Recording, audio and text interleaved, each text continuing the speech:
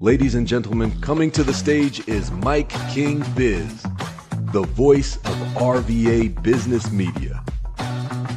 At MIKEKINGBIZ, we celebrate the idea that business makes society better. On behalf here, coming to you from the MIKEKINGBIZ Call Federal Credit Union Media Center, powered by Icon Realty Group. That's who we're sponsored by, those two great folks. And we got another great sponsor in the house, Beth Murphy, Bryan and Stratton. Welcome back, ma'am. Well, thanks for having me, Mike King. All right, so tell us who you are, what you do, and what's new and exciting over on campus. All right, so I am with Bryan and Stratton College. We are a not-for-profit career college that's been around for over 170 years. We offer certificates, diplomas, associate, and bachelor's degrees in high-demand programs of study. And what's going on is we are in the last week of the spring semester. Can you believe the semester's over? It was just seemed like 15 minutes ago when we were getting ready to get started. I know, and so much has happened. We kicked off the semester by relocating. We did our ribbon cutting, then we did new student orientation, and then graduation, and now we are at the end. And so I'm really excited for students and faculty because we're all going to enter a well-deserved break and get ready for a September start. There you go, Beth Murphy. How can people get information about Bryan and Stratton? I always think visiting the website, bryanstratton.edu is a great way to get started. You can certainly see us on social media, Facebook, LinkedIn, Instagram. The buses riding down Midday. Oh, yeah, we do. TV. The billboards, right? But you can always call us, 804-745-2444, or stop by and visit us at 101 Gateway Center Parkway. So we're going to talk a little bit about, we're going to run through some things fairly quickly. We see you in a lot of rooms. I see you on boards and panels talking about workforce development. Yes. Touch on really the part that Bryan and Stratton plays in that. We live in an area that is growing rapidly, and that's really cool. It's really good on the business side, and you see things like, oh, this new hospital is opening up, or oh, this new hotel is being built. But the reality is that with this rapid growth is that we don't always have the workforce in that area to supply the workers that are needed. And so Bryan and Stratton College, our students, our graduates live in this area. They stay in this area. So it's very important that we are connected to the employers and understand what they're growing and developing so that we can help support the workforce development that they need to employ, all of these things that they're building and growing and developing.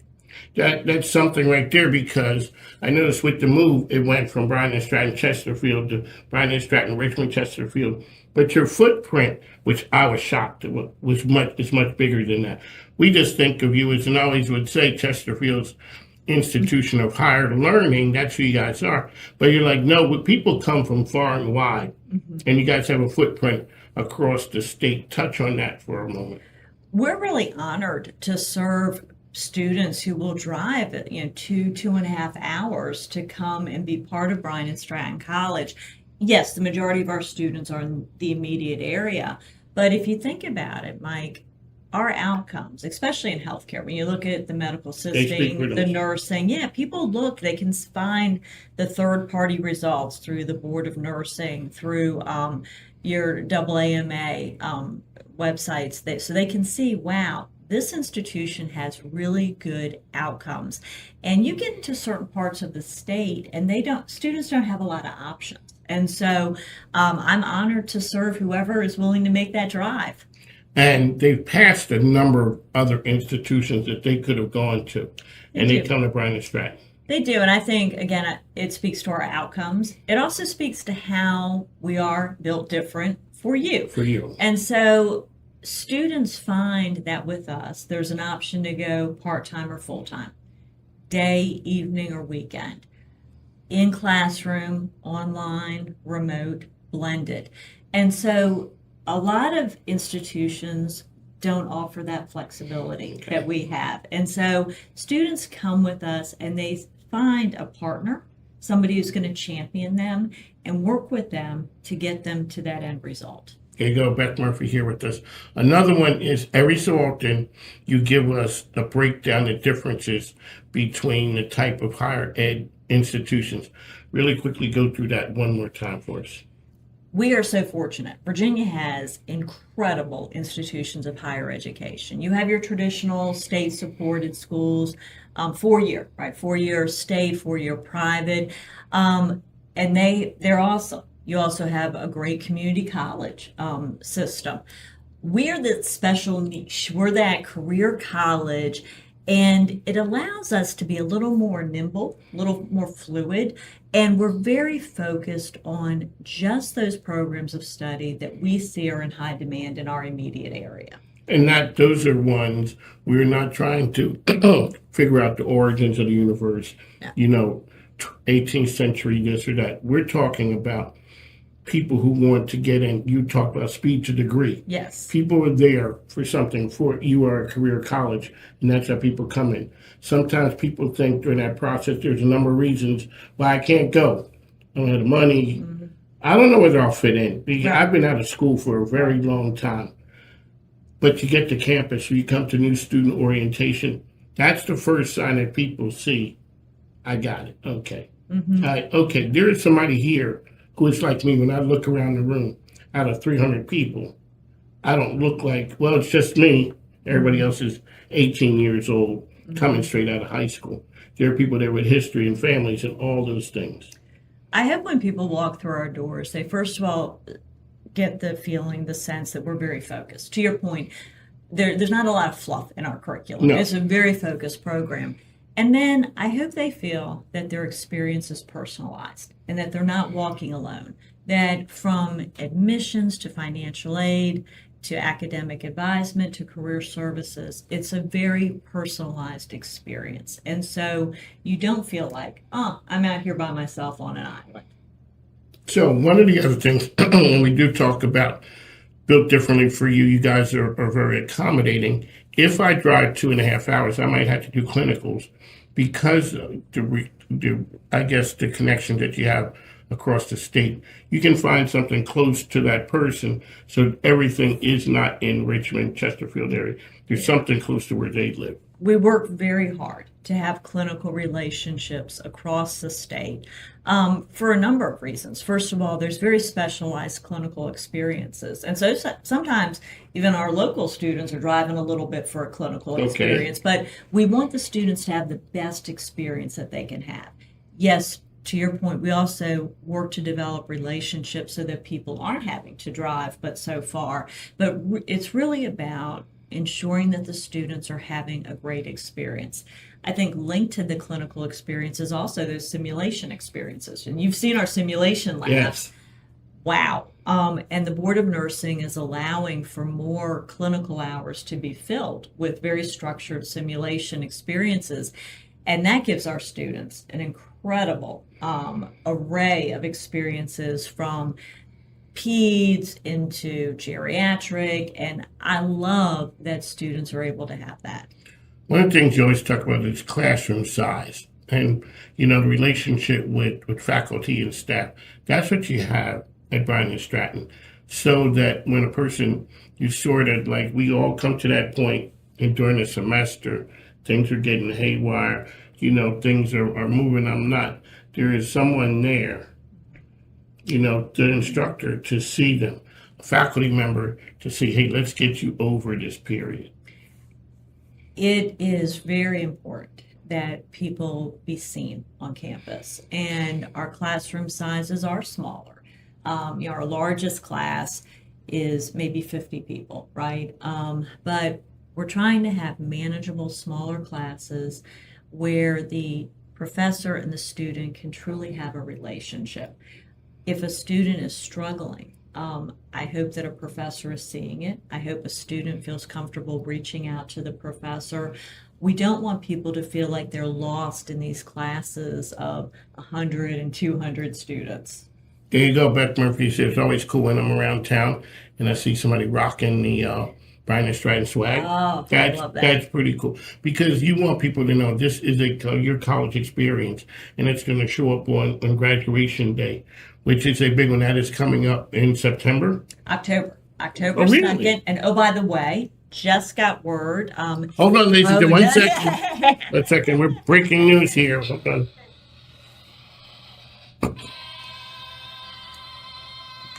Beth Murphy, breaking news here on the Breaking mic. news.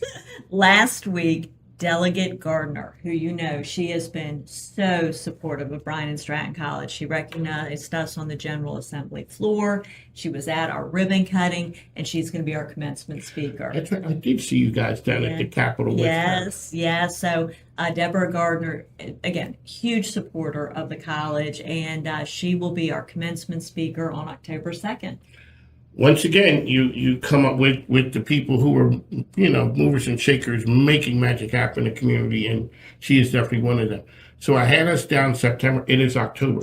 See, I'm excited. I'm just, the time is going by. Get to where are we with registration? What can people do? What do they need to do? Well, they need to decide. They need to say, okay, I want to come in September.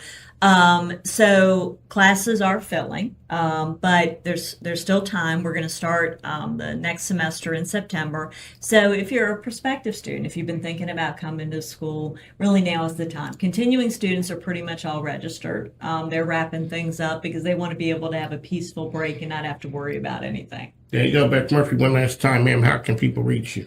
Bryan and Stratton College. You can visit our website, bryantstratton.edu. You can call us at 804-745-2444 or stop by 101 Gateway Center Parkway. Oh, in addition to that, you are also hosting our good friends over at the Chamber at your location. Oh my goodness, yes. In August, we are doing Chamber Night Out, and we can't wait to partner. We're partnering with both Chesterfield Chamber as well as Chamber RVA, welcoming everybody for a good time over at the college. That's right, breaking in a new place.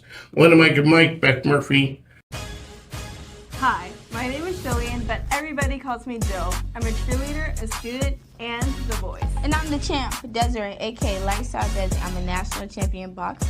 And this is Mind Over Match, where we talk with student athletes, coaches, experts all over Central Virginia about everything that comes with sports, the highs, the injuries, the pressure, and how to balance it all. Catch Mind Over Match on the MIKEKINGBIZ Media Network, including ESPN Richmond Radio.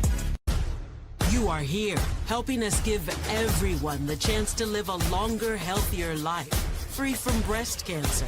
You are survivors, you are thrivers and supporters. You are the heartbeat of the #1 breast cancer movement in the country. You are making strides against breast cancer. Making Strides Walk of Central Virginia at Monroe Park on October 17th at 9 a.m. Okay. Ladies and gentlemen, welcome back on the mic. It's Mike King here, coming to you from the Branch Museum, here with my good friend Lisa Dance. So if you have never been to the Branch Museum, it is an amazing place here in downtown Richmond.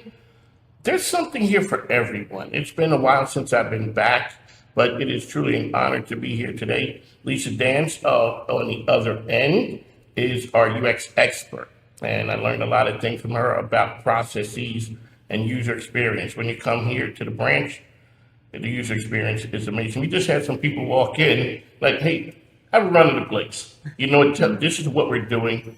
Have a good time. You can learn something here, but you did make the guests welcome. Lisa, tell us who you are, what you do, and what we're doing here today. Certainly. So this segment is UX Happens in RVA, and I'm Lisa Dance. I'm a user experience and customer experience strategist at ServiceEase.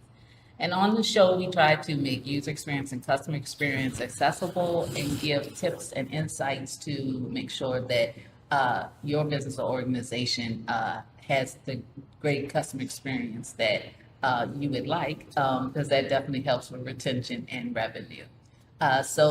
We're on location today at the Branch Museum, and we have two great guests. We have Katie Foster and Katie Hoke. And tell us a little bit about yourself and the Branch Museum. Sure. So I'm Katie Foster. I'm the acting director. And something that makes the Branch Museum a little bit different is that, none of us, I think, have a formal museum background. I'm a hospitality girl, so I also think about museum from user experience. Katie and Kristen Cavallo hail from the marketing world, which I think led to this show. It was a natural progression. And the Branch Museum's a little bit different than other museums as well. We're like Richmond. We keep it a little weird here. We like to think we have the finger on the pulse of things, and we're not mired down by any red tape, which I think we'll talk about a little bit with Nicholas Galliman's work as well. So yeah, there's something special happening here. Good sense of community and something a little bit avant-garde, I think. Well, that's wonderful. Yeah. Yeah, and I'm Katie Hoke. I'm the marketing director here at the museum. And like Katie said, I originally came from an advertising background. And I think what has been so fascinating for me is I've always been a really big lover of history. I originally wanted to be Indiana Jones, wanted to be an archaeologist. And so coming to the branch feels like I've just arrived at a place I've been walking to for a very long time. And what I love about the branch is that we are Virginia's only design museum. We are in this gorgeous historical home that is just full of architecture and lots of good design details. But I think what's fun about being a museum design is that design is inherently so accessible. It is all around us, from the phones that we keep in our pocket to the clothes we choose every day to the way that the aisles of the stores that we visit every day are laid out. And so it really means we can bring in some really interesting things, and it just feels immediately inviting, I think, because you walk in and you feel like I understand this. I use this in my everyday life and I can really connect to it. And I think that's really nice. And I think that's part of the reason this place has had a little bit of a second coming, and people are really starting to take notice and come and visit a bit more. You have some really cool events here. Being from up north, the South has a history that like, the North just doesn't. Like you walk in here, it just takes you back in time. And then you look at the architecture here, it's kind of like you're our wow moments. So very quickly, I know we have some things to get to. What's it like when a person comes and they've never been here before and you see the wow factor? Yeah, I mean, it's pretty cool. I like to joke that we get to work in a castle every day and plan events and exhibits. And I think that this house was designed to wow. This is actually a holiday home. The branches were really influential in Richmond. They actually started the public bathhouses, the Federal Reserve, the Cabell Library, the VMFA. Branch was the first president of the VMFA. They started the Richmond Symphony, and even the Easter Parade was a form of protest. They didn't want to pave over Monument Avenue. So there's a lot of rich history, and this is where they would celebrate for the holidays. And when people come in, I think it has the intended effect of celebration and also a little bit of a flex. Like it is a pretty spectacular home. One of the things when you're riding down Monument, and so I've come in before, but I think I parked on the street, and I've never done that around the building. It looks different. Like when you come into the parking lot and you see the building from that way, it's totally different. And it is truly Americana. Speaking of Americana, that's the segue there. America 250 is where we are celebrating America. So you guys have the celebration here. You guys have it. Tell us about that and how it got here. Sure, yeah. So the piece that started it all was Nicholas Galliman's totem pole in there. If you haven't seen it, it's a spectacular piece. Nicholas Galliman is a native Alaskan of the Sitka tribe, I believe. And he hand carves these totems and then painstakingly paints on top of them to blend into toile wallpaper, which is, of course, a traditionally English wallpaper. So it's a really powerful piece. It's really beautiful. We knew that we had it here. And in the fall of 2025, he was actually kicked out of the Smithsonian in the wake of the DEI. Everybody was rolling back what they were doing. So I think that we're uniquely positioned. While the world was heading in one direction, we wanted to head in the other. And, that got us thinking about, what the actual experience is in America versus the story that we're telling ourselves. Our creative director, Kristen Cavallo, again, hails from the branch world. So I think that sort of thinking was really natural for her, and thus Americana was born. Yeah, I think what is interesting about our take on the 250th in particular is so many exhibits that we've seen are really a bit of a history lesson. It's looking back at where we have been. And we wanted to do things differently here. This is inherently about the design. And when you think about America, it is probably the most well-branded place maybe on earth when we look at the stories that we've told about ourselves for the last 250 years. And you see that show up across everything that we do, from our space program to our currency to the Harley tanks on the wall behind us, and this idea of like, what is the identity we've sent out to the world, but then in reality, where are the gaps, and are we really living up to the identity and the promises that we've made? And I think that it's a really interesting way for a viewer to experience something, because often when you walk into a history exhibit, you may feel a little bit disassociated from it. It's like, oh, well, that happened in a time, I'm not living during that time. But when you come in and you see things that are a part of your everyday life, and you see it as a brand that you actively can participate in, it really puts you more in the driver's seat and helps you have a different perspective about it. One of the things when Mike King was here at the Branch Museum, when you talked about Kristen, that was a time when everyone is running away from something, and you guys lean into it. That's something different. I've been stationed in Alaska, and I walked by that piece. It took me a moment to realize there was something there, because all I notice is the wallpaper. And then I turn around and I'm like, oh, wow, that's interesting. So you guys at that moment, you guys are looking at the idea of what America was. You guys are looking at, okay, where are the gaps in it? That's nice. The idea of that one is, are we really living up to the idea of what America could be and should be? Yeah. And you guys it's documented here. Yeah, I mean, I think, we were very intentional when we looked at what we wanted to put on the wall. And I think something that really sticks out for me is in the gallery behind us, we have the quote that appears on the bottom of the Statue of Liberty, which is in part, give me your tired, give me your poor, give me your huddled masses yearning to breathe free. That has been essentially our welcome mat for the last, almost 250 years, and really what's built this nation. But when you look at some of the choices we've made or the people that have been left out, you realize there is a little bit of tension there, and that maybe we haven't fully delivered on what we said. One of the things that one of the good friends, Bill Martin, used to always talk to me about.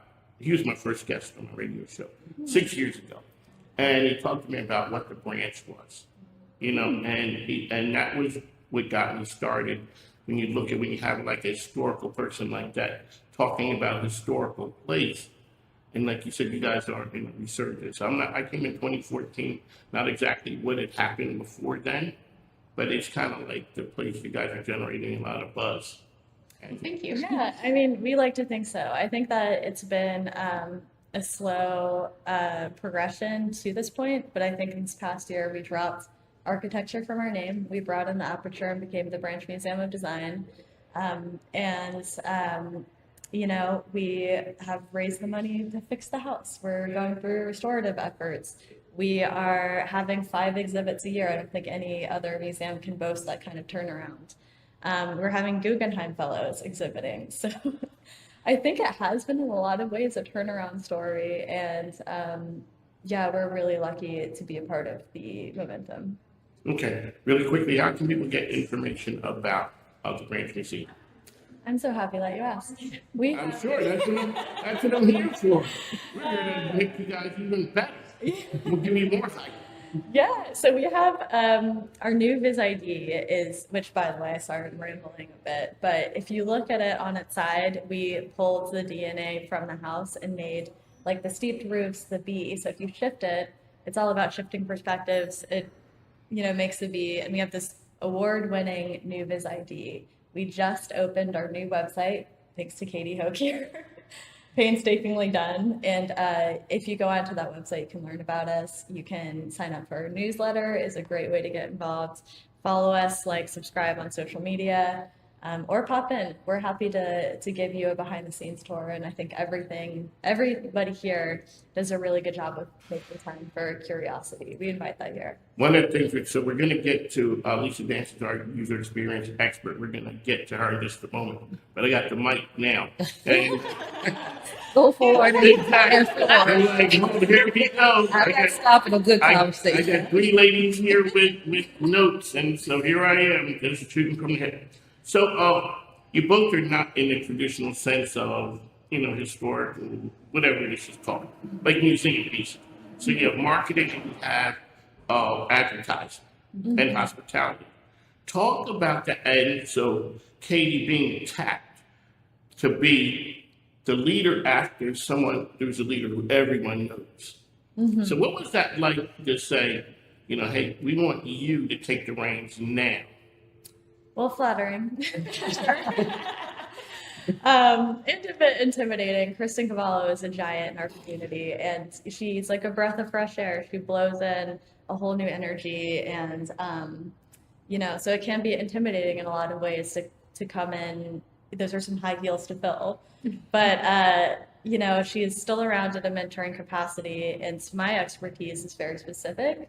So I have a degree in studio art, and then also hospitality management with a business minor. So my expertise is very specific, and then I make creative vision sustainable.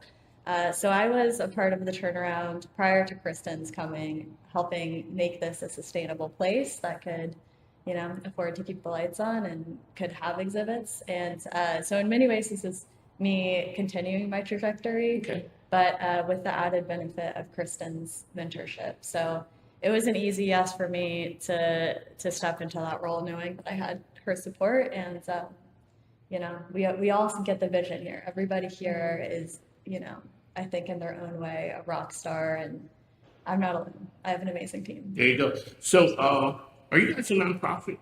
We are. Okay, so I always say change in the world ain't cheap, easy, or free. Money got to change hands somewhere. You guys got to try that. Yeah. Okay, there you go. It's the marketing piece. A lot of that starts with the buzz. Yes. Don't start with the buzz. So I see I noticed that there's the new logo. I didn't know exactly but it captured my attention. Talk about the marketing piece and how we get from here to all the things you want to get done. Yeah, thank you so much. Well, when Kristen and I came in, we both felt a little bit like fish out of water because we came from the marketing world. We're stepping into this museum role. It's a nonprofit. We don't really have any money at all. And so we're trying to figure out how to do this. And so, a lot of times I think you do call in favors and you ask people for help. And oftentimes I think if the challenge and the ask is really interesting, people want to help, or they can see the vision of where you're going. They want to help to make things better. And so we were incredibly fortunate that we were able to partner with this really amazing design studio, Mullen Lowe, that Kristen had worked with in her time at Mullen. And we gave them the brief of, we want to be able to preserve the history of this home, but we want to bring this forward. We're a home for design. How do we bring that to life? And as Katie had mentioned earlier, they had this amazing idea to look at the actual architecture of the building and took the V shape of our roof and then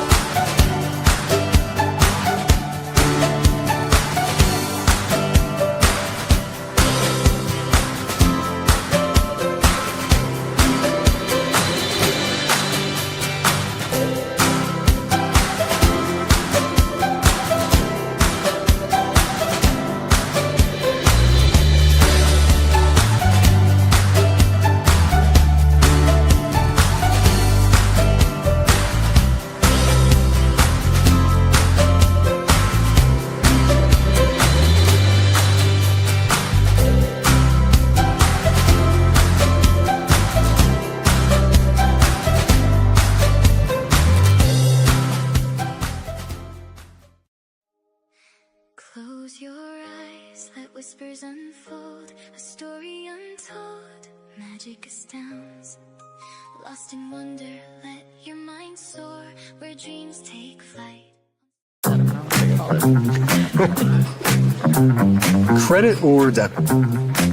It's your call. Call Federal Credit Union, your best call for free checking.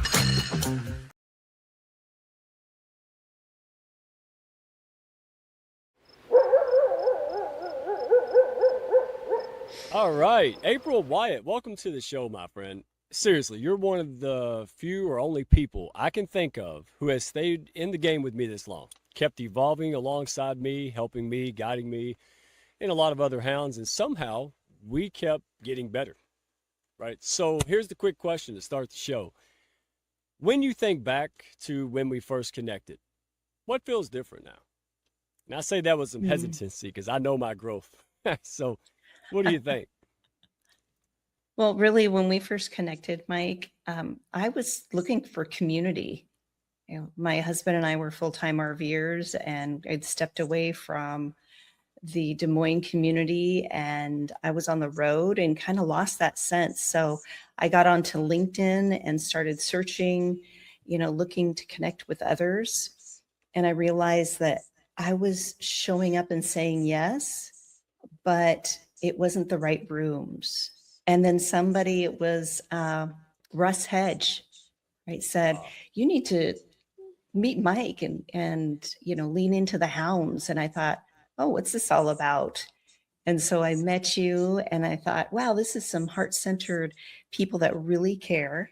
And I just really embrace the hounds. And I'm, discovered that I'm more comfortable with myself as I've connected with other heart-centered people, a leader of the hounds, but you really do care about the members. And so this is why I'm here. Oh my goodness. Well, we'll get into it a little bit because I want people to understand we just didn't pop up and go, hey, we're the hounds. We're going to do this and that and create this and do that. It was a very organic, messy, and what the hell are we doing moments, very many of those moments. So before I get into this, because I want folks out there listening, I want them to be inspired. Somewhere along the way, April, and you know this more than probably most people, we get in our minds, we look at experts, we read the books, we see the courses. Hell, we probably even went to school, overly educated pink neck right here. And we think that, we have to have a perfect 5-year plan and that shit will go perfectly. Yeah, right? We know better. So on that note, tell folks what you do today, because I'm going to spin it back just a little bit. Give us the synopsis, who you are, who you serve, and then I'm going to go back to my perspective, and then we'll chop it up from there. Go backwards and then meet today, because I want people to be inspired, but not only that, I want them to walk away and go, hell yeah, these are my first baby steps. Here's how I can do this, right? And no one's better than you at that. So what do you do? Who do you help? So I am a somatic performance coach, and I'm really here to invite people to understand how their body has been with them all this time, and it's part of the conversation. That's the big thing, because most of us are approaching, change, thinking we have to think a different way, we have to study, we have to learn different things, and that's okay.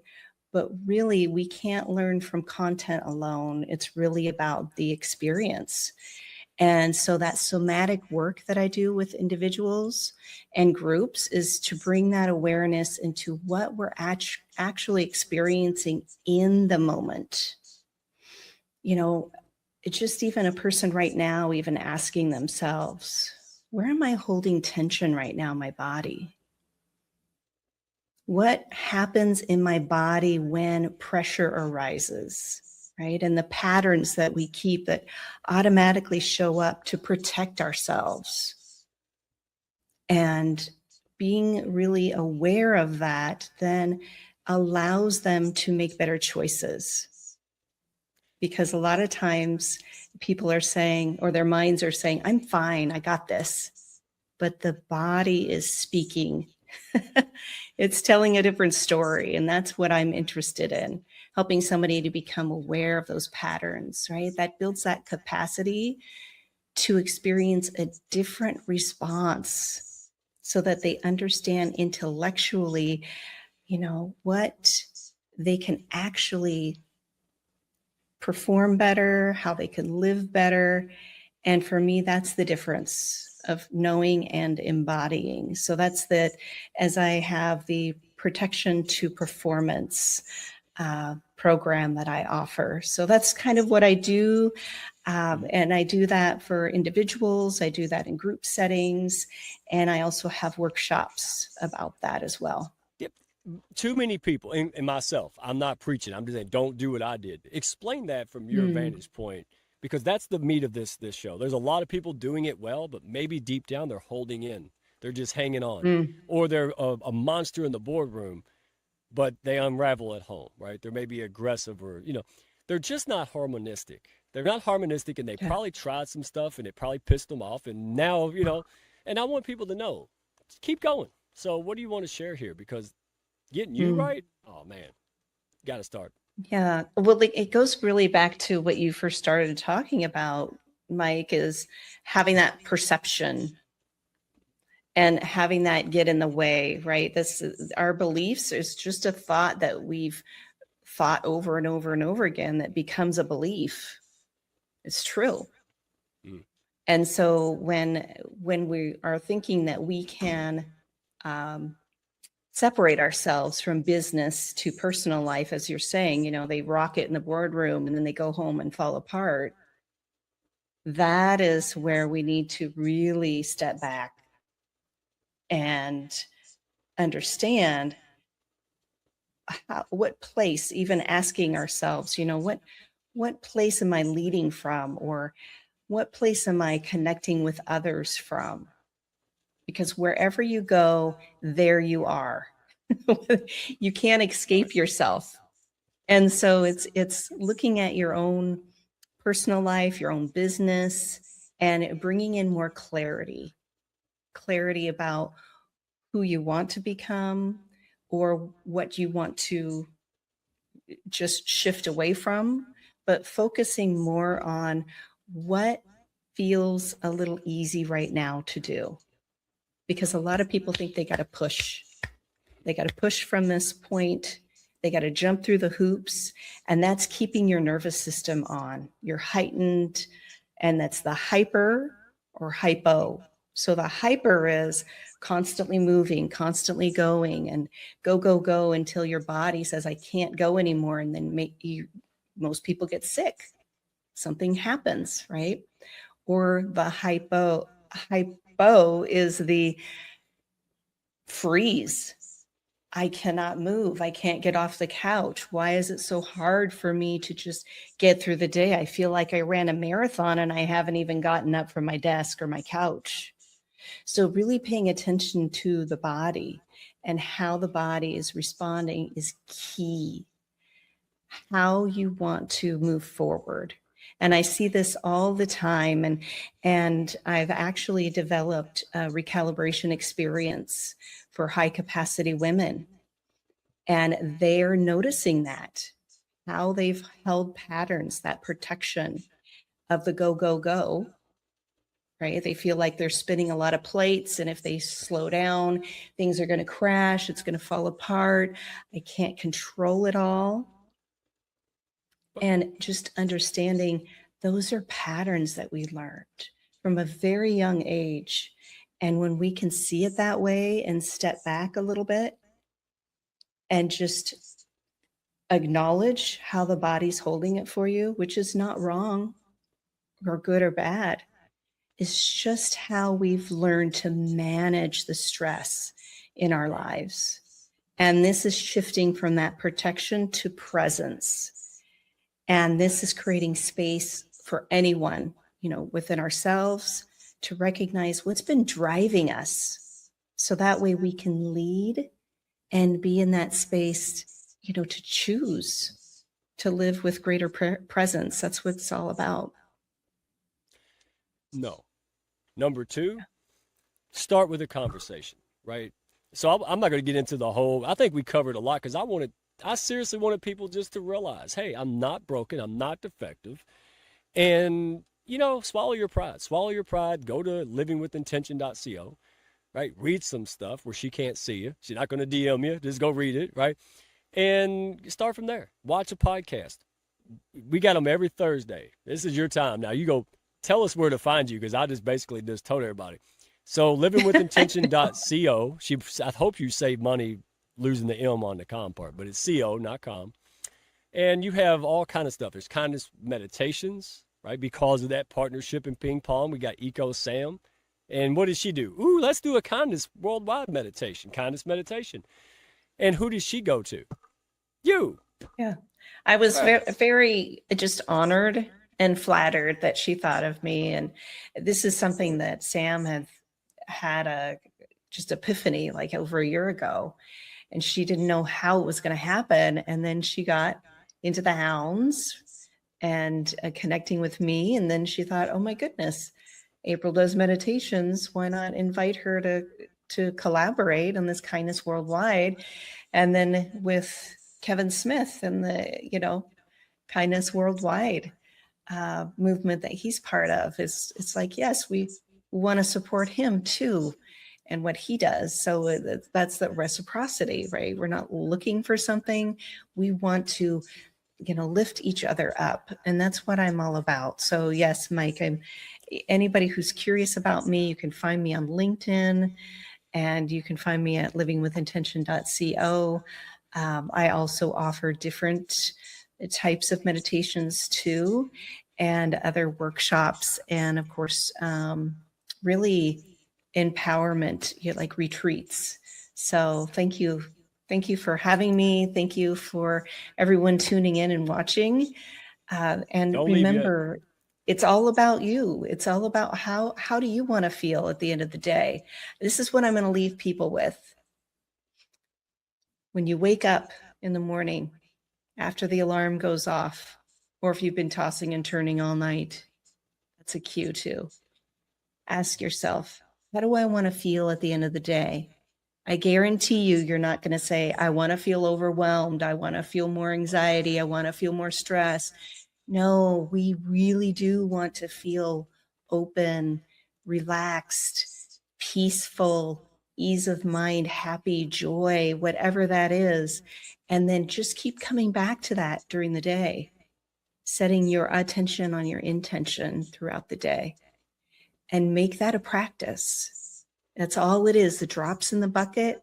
This is changing your belief system, your BS that we talked about in the beginning of those beliefs. Is you constantly think about something, that's what you're going to believe in. So why not shift it?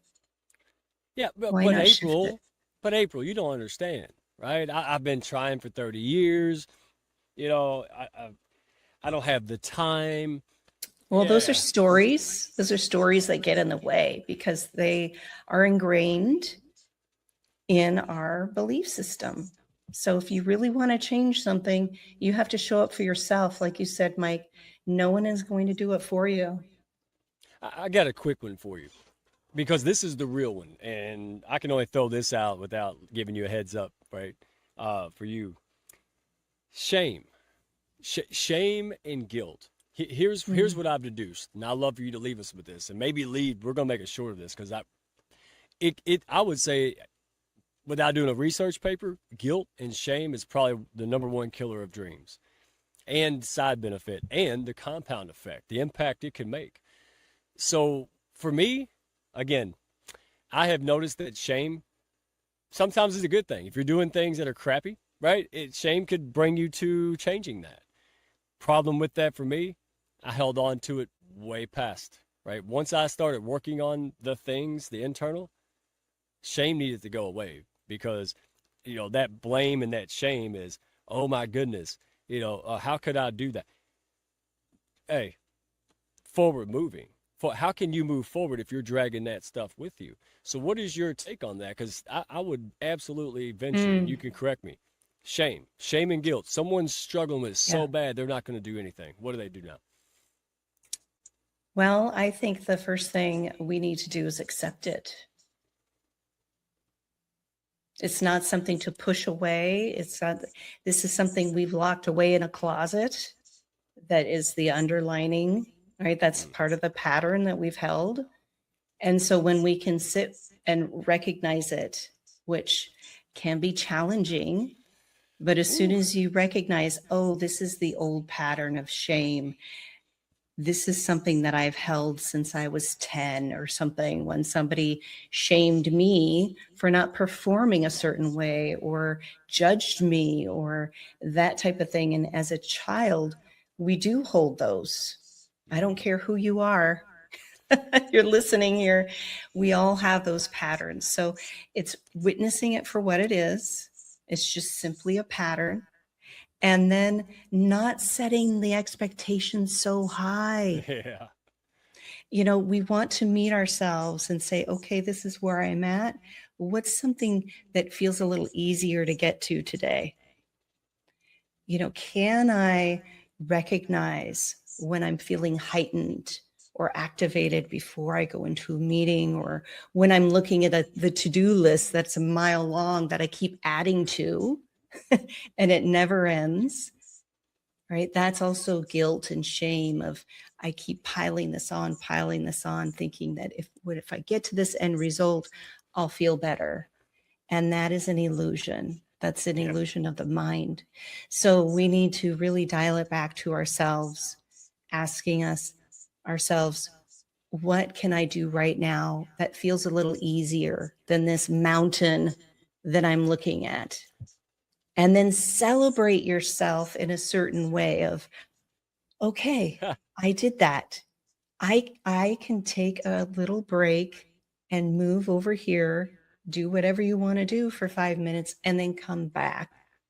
Because as I shared in the past, I was a little red hen doing everything, and I never sat down to eat the bread. So now I'm actually acknowledging and witnessing, oh, look at all this that I've done, not in an egoic way, but more of a, oh, yeah, I did do quite a bit today. That's pretty awesome. Things will fall away. Maybe we're saying yes when we should say no to other things too. That's the shame and guilt, as we might feel that we're obligated or that we should do things for other people when that's not the case. Yeah. That's another conversation. Yeah, it is. And we're going to have you back. And folks, Redneck Connector Hotline, Wednesday, live 7 p.m. Eastern time. You'll get to see April, maybe. If I got to coax her out. She likes to stay back there sometimes, but she usually comes out at the end. And folks, here it is. All this felt weird to me. It felt silly. It wasn't cool. I don't want the other rednecks seeing me do it. And now, get the hell over it. I don't care. In fact, I had Country Cletus doing downward dog because that traditional medicine's not helping him, right? So you could be an influence. I can go to the country and get people to listen and meditate without even trying, then what the hell is your excuse? And I say that in jest, but I also say that because we need you to stop. The world needs you to stop. You need you to stop. Well, what if this doesn't work? Listen, the better question is, what if it did? What if you wasn't, stuck where you're at? What if you could come out and be your best self, do something? And that's how the Hounds got started. So without going into an infomercial, the Hounds essentially got started because I got sick and tired of being sick and tired. I said, I'm not cut out for business because I had to be a way I'm not. I thought that's what I had to do. And then I just got tired and started talking to people. So I don't like this, I don't like that. And they said, me too. That's how the Hounds pretty much evolved at this core. So my point is this. Stop overthinking it. Just do it. Do it. Show up to the meditation. Go to the website. Do the thing. Show up to our stuff, right? Make a comment, right? Or just show up and be quiet. Be hidden. Next week, maybe you'll make a comment. Baby steps. They add up, folks. And now, went from redneck baby steps to full-blown giant steps. Some massive transitions. So those out there listening, yeah, if I seem biased, damn straight, I'm 1,000,000% biased because this is the kind of relationship we seek to duplicate in the Hounds of Business ecosystem. Done. Hey, if I can come in crusty and leave better, let's do it. All you got to do is be coachable, be ready, be sick and tired of being sick and tired. Open your mind, take the steps, the rest will line itself out. April Wyatt, you are a dear friend and God to me, a leader in the Hounds, invaluable. Thank you 1,001% for all you do, who you are, and the impact that you are helping us make. Sincerely, thank you for this. I did not do this alone, and I had put my toes in the grass a hell of a lot of times, y'all. So that's it, my friend. I appreciate you. Want to see more Thank of this. you. Hey, my pleasure. Y'all be good. Check it out. See you next week. Be well.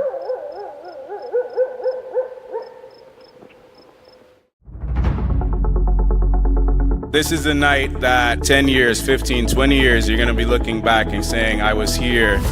There's an inflection point happening in technology. We get to lead it, and we get to lead it right here in Richmond. We must prepare existing workers, students, and communities to be able to use AI so that no one is left behind. The real story isn't AI itself. The real story is what AI makes possible. AI is the new keyboard. It's the new mouse. It's not the answer, it's the instrument. And the more people we hand that instrument to, the more possibilities we turn into realities. People want to be together when you're making a difference. How can we make Richmond, make the region, and in part, all of Virginia, the most AI ready? A lot of people ask me, do we just want to be the Silicon Valley of the East Coast? The quote everybody keeps on having me re-ask is no. My mission is for Silicon Valley to be the Richmond of the West Coast.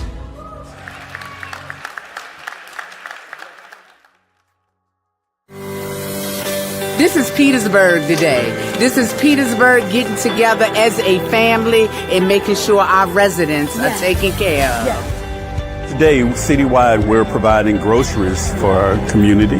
The reason behind the food distribution is all of these cuts in food stamps, so we have to make sure that our community is fed and fed well. The need is so broad, but the city of Petersburg has come together to provide and serve. It's all about service here. Community service never ever stops. People gave to me. All right. There was once where I had nothing, and people poured to me. So I like to give back to others. It makes other people feel good. It makes us feel good. Everybody needs some help at some period of time. This will occur once a month for the next 6 months, every first Monday of the month, and then in mid-month, we will serve our own senior communities, which are 5 individual facilities. Everybody need a hand up, not a hand down, but a hand up, and we're here to lend a hand up. It's what we stand for, but most of all, this is my ministry. God bless. It started with family. I mean, we all lived in the same neighborhood. We made sure that our neighbors were fed. We made sure our neighbors were taken care of. And when I moved to Petersburg 23 years ago, it's like moving from family and back into a family environment. The arms opened really, really wide for me, and I can't say anything other than thank you, Petersburg, for all you do, and that's why I do what I do.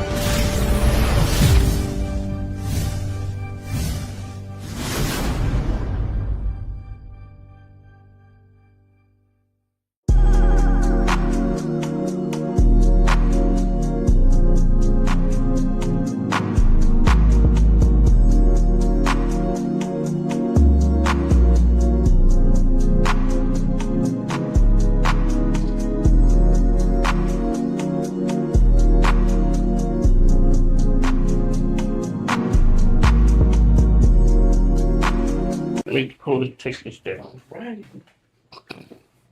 We are sent.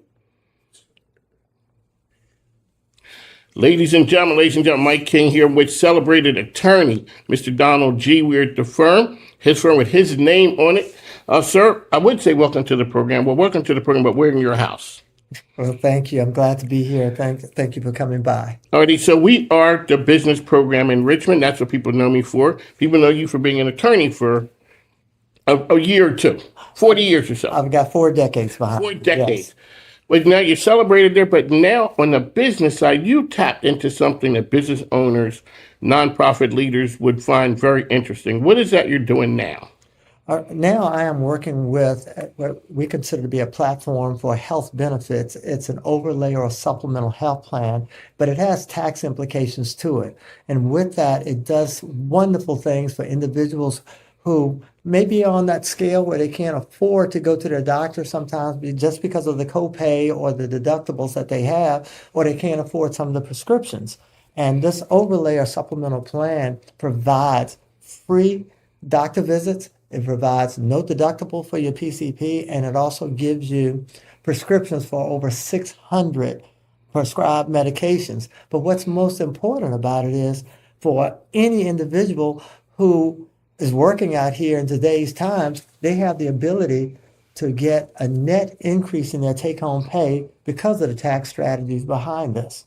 So that helps the business owner and the employee. It's a win-win situation. It's a win-win situation because with this, the employee gets these freebies, so to speak, because they have a net zero to them. But the employer also has benefits, and that employer gets to reduce their FICA taxes down. And if they're in Virginia, Virginia is part of what's called the National Council on Compensation Insurance, and the tax effect is to reduce their workers' comp premiums, and it does that. And I'm a living, breathing because my firm is on this.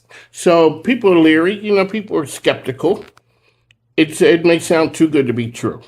Absolutely. I hear that all the time. But the critical part of it is, give me those minutes to talk to me. I'm one of those personable individuals. I will come to you. I've flown to Kansas to talk to individuals. I've flown to Hawaii to talk to individuals. I've been in South Carolina and Florida dealing with this because it's effective in all 50 states. But if you give me the time to talk with me and allow me to do what we call a census, and that's to show you where your savings are, show you where your money is going and why and how we can help you reduce this down, I think that you can become a customer of ours. It makes sense. So it is not just for really, really big. Someone may think, it's just me. I got 3 people. I really don't have the bandwidth. We're not a big organization. And you say? I say to them, whether you are a company that has 50,000 employees or you have 2 W-2 employees, I will come to you because just as you being small, it doesn't mean you have small income, but I still want to be able to give you the experience of understanding what you could be saving with just those 2 individuals, and I'll come to you. One of the times people were talking about skeptical, sometimes lawyers be a skeptical type. You guys look at things always, making sure that it is something that works. You looked at this and said, this thing works. Well, moreover, I have read every document that applies to this. I've read their legal opinions from ERISA, legal opinions from attorneys who vetted this through and through and through. And every conversation that they've had with the Internal Revenue Service and the Department of Treasury to vet this and or to make sure they're in compliance with the 2 Internal Revenue statutes that this is made out of. And so, yes, but moreover, what's important is my firm, for the last 2 years, we have been a part of this. And my staff has used it, and we've gone through now 2 tax seasons with it, and my CPA says there's no issues with it whatsoever. Ladies and gentlemen, Mr. Donald G. is here with us, and the name of the firm is? The G Law Firm, but the company with the new venture is SGH Business Solutions. So if you have an organization, so it's a for-profit, non-profit, it works for everyone who is out there. It works for everyone who is doing their taxes under the Internal Revenue statutes. There you go. That's the word. Mike King, Mr. G, is here with us. Just make sure you contact him. There's money there. Don't leave things on the table. There's opportunities. You can reach out to the man right here. If it's something you want a question, reach out to me. I will get you to the man. Mike King, ESPN, Richard, MIKEKINGBIZ Media, the platform. We'll talk to you soon. Thanks. Now take care. Thank you. Thank you, sir. MIKEKINGBIZ, the social enterprise brand on a mission. MIKEKINGBIZ. Ladies and gentlemen, welcome back to On the Mic. Mike King here, coming to you from the MIKEKINGBIZ Call Federal Credit Union Media Center, powered by Icon Realty Group. Yes, our good folks down in Rockets Landing. So we're here. What we do is we're here every day, Monday to Friday, 10 a.m. to 12 p.m. You can follow us on socials that way, which are Instagram, LinkedIn, Facebook, as well as YouTube. And then we are on ESPN Richmond every Saturday from 6 to 7 a.m. What we do is we talk to the best and the brightest who are out here. There's an event that's having the streets buzzing.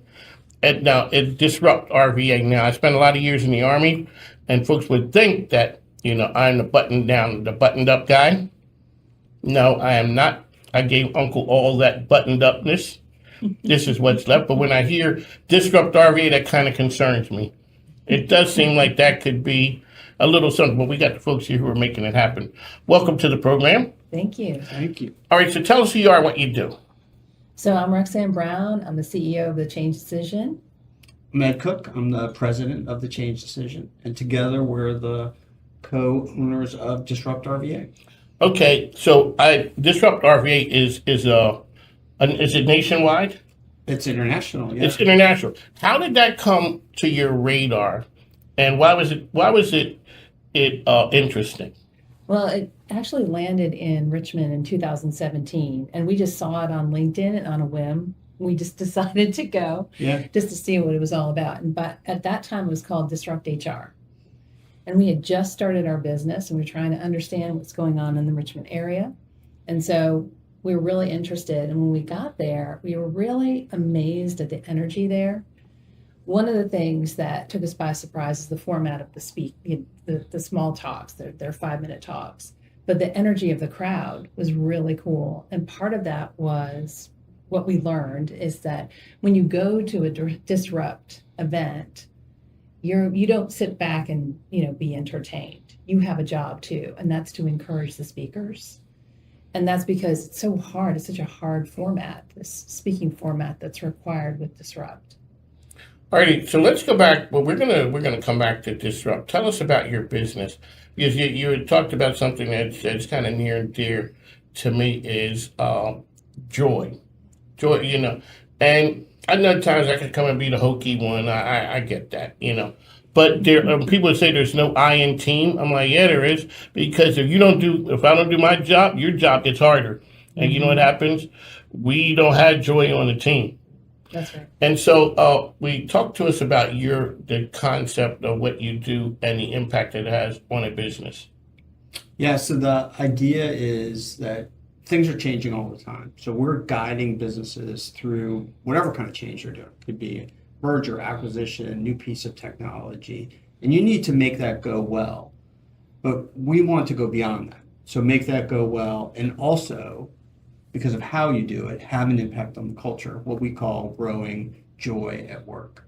So it's beyond just achieving the basic goals of the project or the idea. It's constantly thinking as well about how are we feeding that forward into the culture and lifting everyone up. Because the idea is that people come with all their talents and all their concerns and all their good stuff and all their junk, and all that is coming in to play in the business. And if you're putting them into a joyful frame, then they're going to do better and the business is going to do better. All righty, sir. There are people who are naysayers, the bottom line folks who say, let's just chop, let's get to it. Right.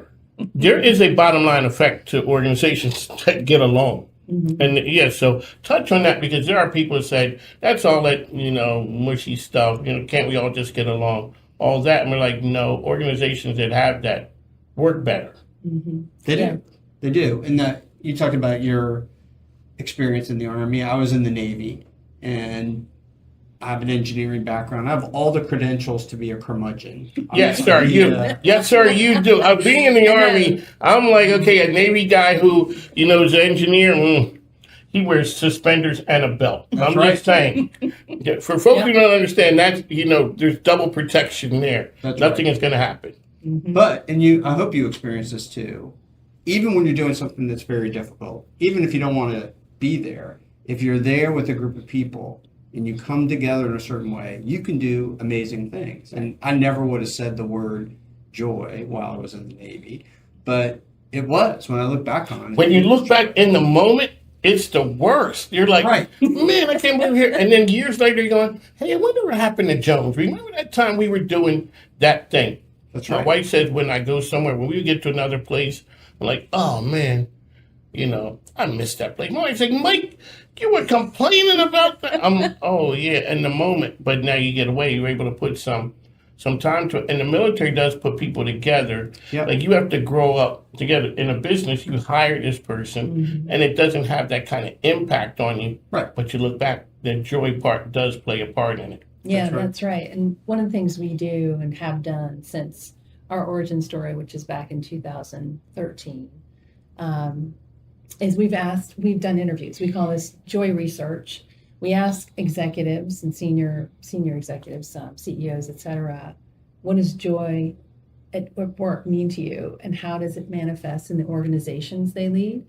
One of the things that's really fascinating is the people who describe their best team experiences always describe something that from the outside looking in looked impossible to achieve, or achieve in the way you did it, or some combination. So for us, the definition of joy in the work context is something specific as opposed to joy generally. One of the things, so we had the conversation before, which is, adding joy to the conversation at work. Does it, we have the sales gurus or operations people. If we got to work at the people at the top, and they have to, insert it that way from the top down, trickle down effect.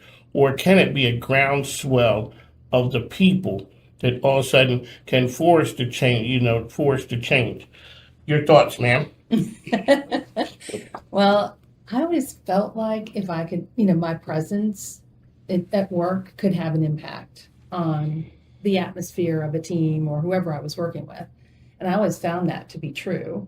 And so for me, I always thought, why wouldn't I try and make that a positive thing? Because, most of the things that I was doing was not life or death. When you're talking about the military, that's a different thing. But when you're talking about regular, typical situations, why not make it joyful? Or why not make it at least positive, even if you're doing something difficult, or maybe especially if you are? Can we gauge joy in an organization? Oh, yes, you can. So, really? yeah. So that is something we've been working on. Yeah, you can do that.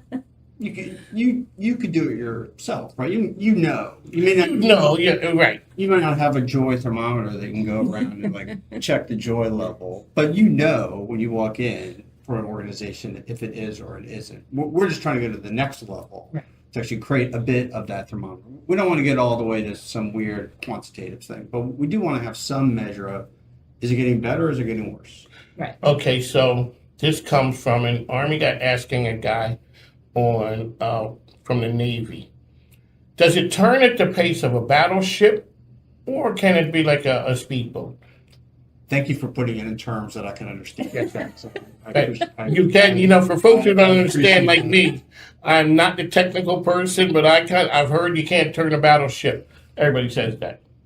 But remember the origin story? Yeah, it is. Hold on, ladies and gentlemen, 1 second. Connie, can you get my sound machine, please? Thank you. Ladies and gentlemen, Connie Hom. Oh, she was getting ready to go in front of the camera. When something good is going to happen, a story is going to be told. Alrighty, ladies and gentlemen, the origin story. So, Mike. Thank you, sir. Okay, and this must have to do with the Navy. Well, so the origin story, I'll come back to your Navy analogy. Right. So it could be fast. I mean, it can be a speedboat, but you have to bring the right conditions in. And so to tell our story, Roxanne and I are working on a very large, complex project in a very large organization, and it is going incredibly poorly. And Publicly incredibly. Two disgruntled employees looking over at each other, smiling like, man, we can do a better job than this. So just everything's going wrong. The project was improperly scoped, and so at one point we had to go tell the CIO that we needed to double the budget. Going from a $30 million budget to a $70 million budget is not the kind of thing senior executives want to hear. People are disgruntled because of the extra pressure that's coming, and it's just been difficult all the way through. But the very low point comes when most of the managers within the company are all sitting together in a large auditorium together, and the CEO is addressing all of us, which he would do every year. Long all day, this is the direction of the company. And at one point, a slide goes up, and it's got 4 boxes on it. And they represent the 4 largest efforts that are going on in the company. He goes through the first 3 and talks about how much progress is being made and what we've learned and the good things that we're doing for customers. And then comes to the 4th one, the one that Roxanne and I are leading, and says, but there's just this one that's been a disappointment. And it felt like 5,000 heads all whipped around to look at us. Want to get away? To see what our reaction is going to be. And I really wish, Mike, I had this awesome hero's story for you afterwards about how I dug deep and I pulled up forward. I've been there, sir. Yes, to do it. That is not what happened. What happened is I started working on my resume because I was sure that the CEO, who has no idea who I am, could knock me over in the hallway and not know that he just said that the thing I'm leading doesn't is a disappointment. If that's where he is, then there's no way I'm going to be successful in this company, and I need to get out. But Roxanne convinced me to do something else. Right. So she took me through what we now call a leadership intention interview, which basically had me go back and think about my best team experience and what were all the things I wanted to do on this team. What was I going to take from my best team experience and apply to this team? And then she went and interviewed all the people on my leadership team, asking them basically the same question, but then showing them what I said I wanted. When we're successful, this is how I'll know. And they were surprised because that's what they wanted too. But that is not what was going on within the program. Right. And it was obvious that things had changed. This is the speed part for you. The very next week, on Friday, I get the whole group together. There's about a dozen of us. And it's on Friday in this company. And this is, even before Zoom, but people even back then would phone it in, literally phone it in right there at home in their jammies on their phones. Roxanne and I, and usually a couple others, would be in the room. And on this particular day, I'm rushing into the room because this is also back in the time we used to have those incredible 16-digit codes. You had to dial into the phone in order to get in. And I'm the guy with the code. And I'm late because some other executive has grabbed me and wanted to know what's going on with the program and why things were off. And so I'm literally jogging into the room, and I come into the room and I stop because everyone is physically in the room. And even more impossible for this particular group, all of the laptops are closed because this is not how this group runs. They're usually open and they're all working, and they're all looking up at me, all waiting to see what we're going to do next, because they have heard Roxanne describe what I said I wanted, and it matches what they want, and they want to see, is this really going to happen or not? And so that's the beginning of a complete turnaround. So that went from being a big disappointment to being the biggest turnaround within the company. And our engagement scores, as measured by the company, were well into the 90s, 94, 95%. For 18 months. For 18 months for a company that typically has 72%.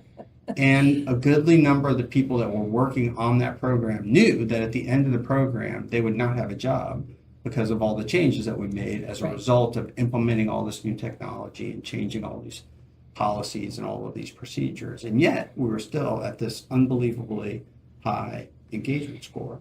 That is joy at work. The other thing that goes with that is at no point in any of that did any element of the entire program get easier. No. It remained very difficult. I was on the phone every single day at 5 p.m. to talk to our software vendor about what were they doing to go fix all the problems that we have. We wrestled this thing into submission to get it in there. So it was very difficult work all the way through.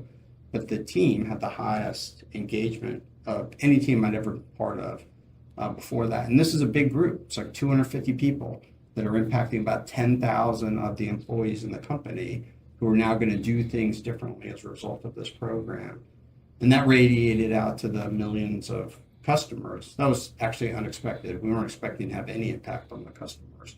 But because they felt it, the employees felt it, those 10,000 employees felt it, the customers felt it. And on the day we were actually implementing these things, more customers were coming in because they wanted to see how it was going. Because people were talking about, hey, we got this cool thing coming. You actually kind of want the opposite. You sort of would prefer less customers to come in while you kind of work out the kinks of the system. But they wanted to go talk to people and see what was happening. That's why you did conversions on Friday. Conversions on Friday. Exactly. That's exactly right. You can peek on, Lord, is it okay? Right. That's exactly right. So let me go back to one of the great parts about having a show is you get to have your own therapy sessions. So during that, you're at a difficult time. Yeah. You've been called out.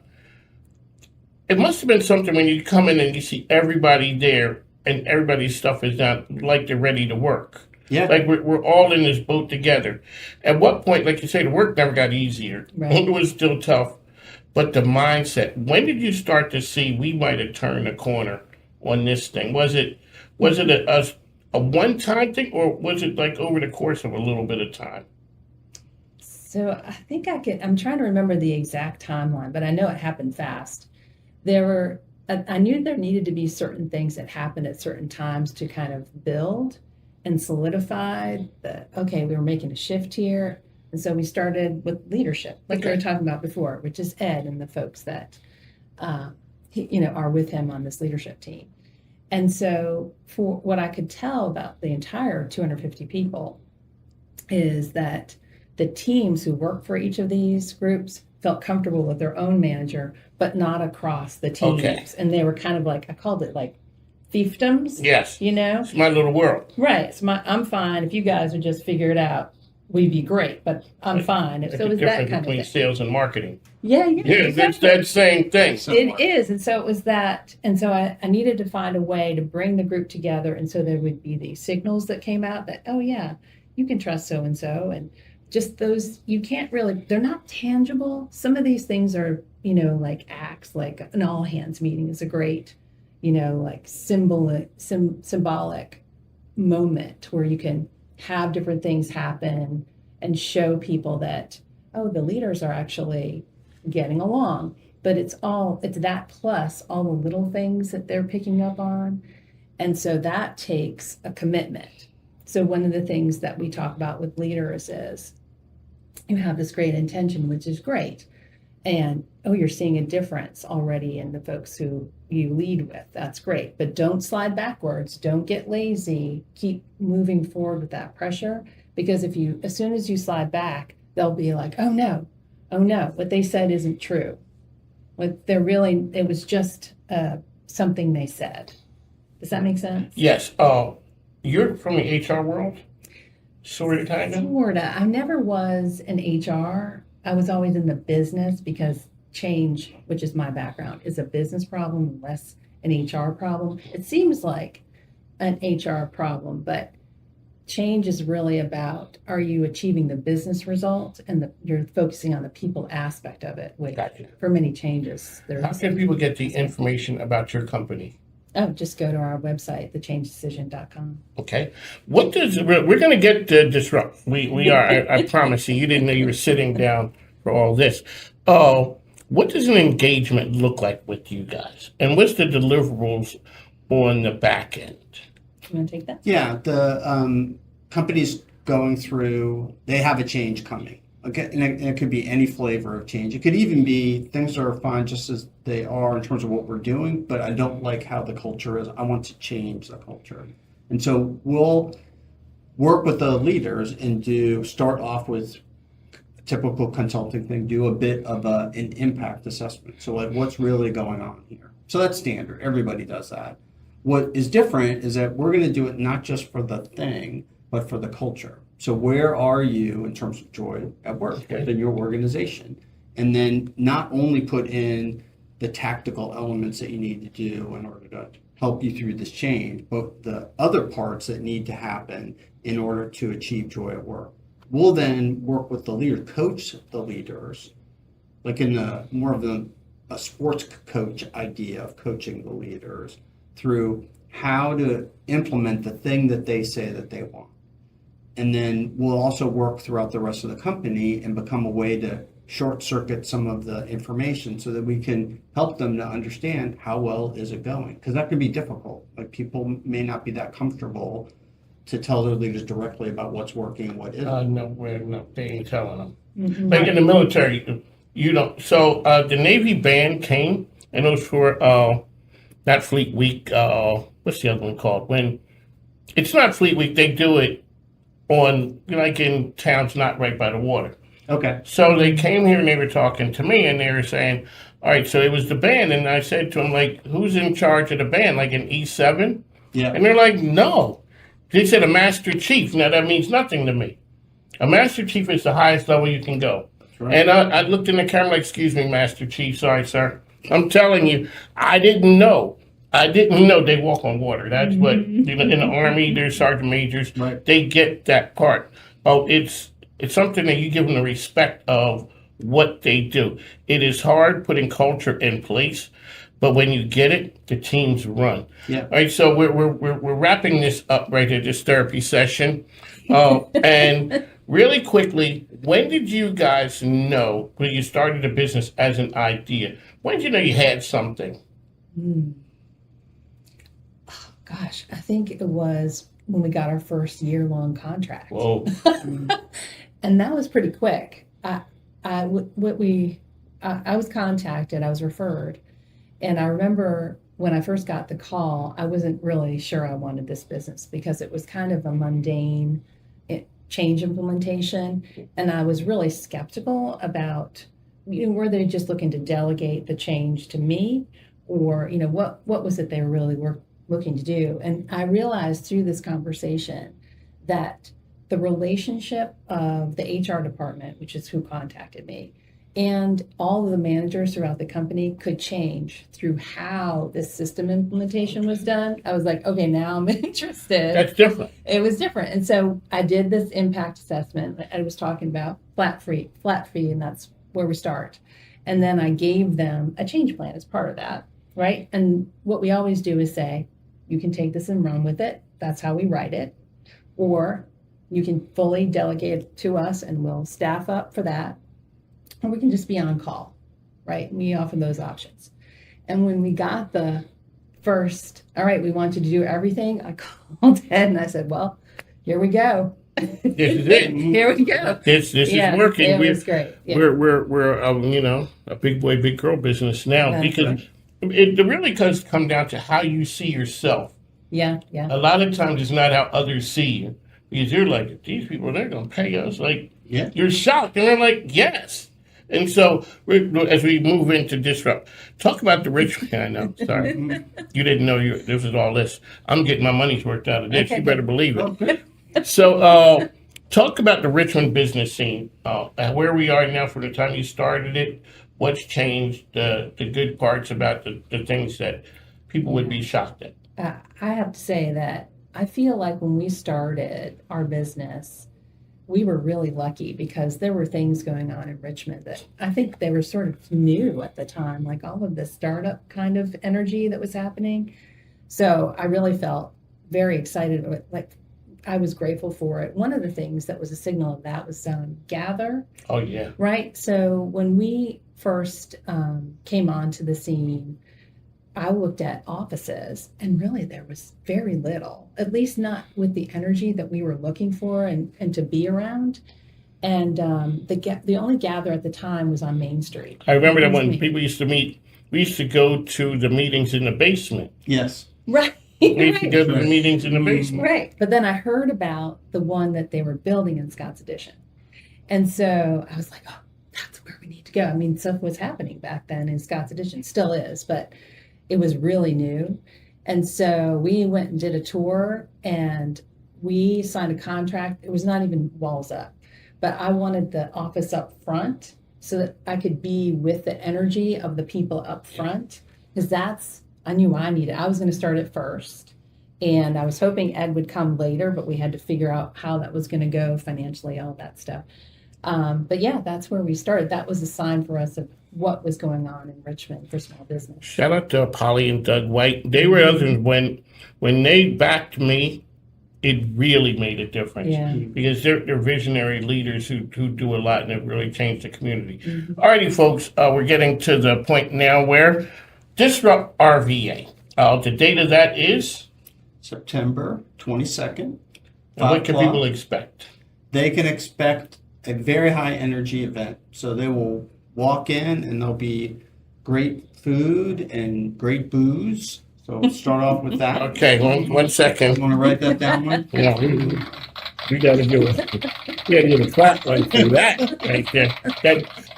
I've never been to one, but it seems like it would be like a TED Talk on steroids. Yeah, it's got that kind of impact approach, right? The idea is to have an idea that makes you sit up and want to listen to what's going on.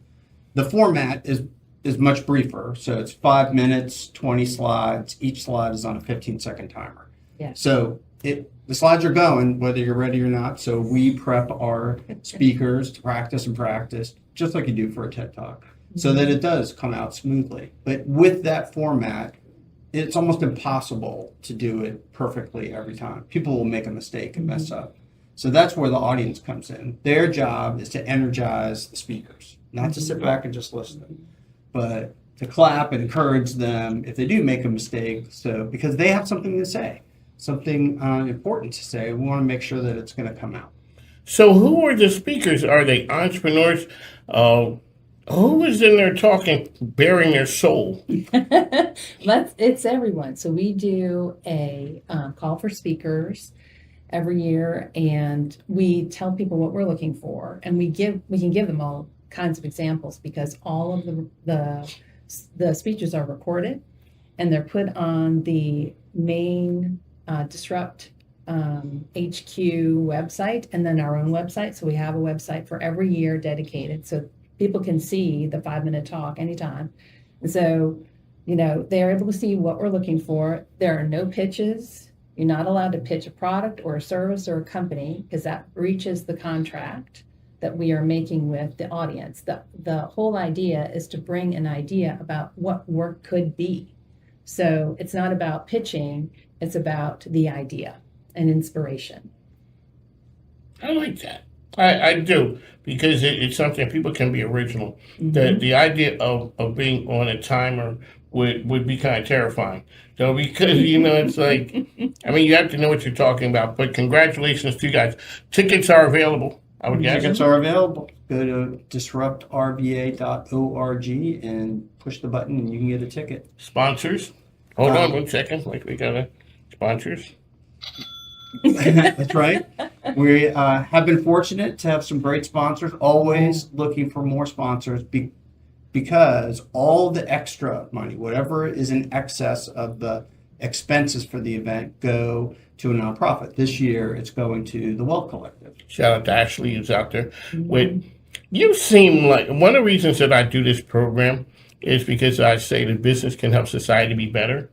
You guys just seem like those kind of people. And it was something when I got here, that whole down at Impact Makers and Annika with the whole beekeeper movement. I'm like, okay, this is, so it is something. There are a lot of nonprofits that need help out there. And you guys are doing that. So you can just tell when people are doing it and you get that. So congratulations to you guys. Like I said, you can come back again as we get closer. We always show love to sponsors. Yes, we do. Because it's how it does. My dad would always say, changing the world ain't cheap, easy, or free. Money got to change hands somewhere. That's right. And when people are doing things like Ashley and the Well Collective, it's great that you guys are behind them. Where's your build? Where are you guys located?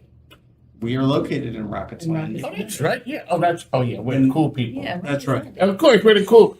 All right, Katina and Robert Jones. Yes, these are your neighbors down in Rockets Landing. And I saw you guys riding up the street, and I saw your cool car. I used to have a cool car until my grandkids. I had to get an SUV, but I was a car guy, and I bought this little BMW. I didn't know it wasn't a real SUV.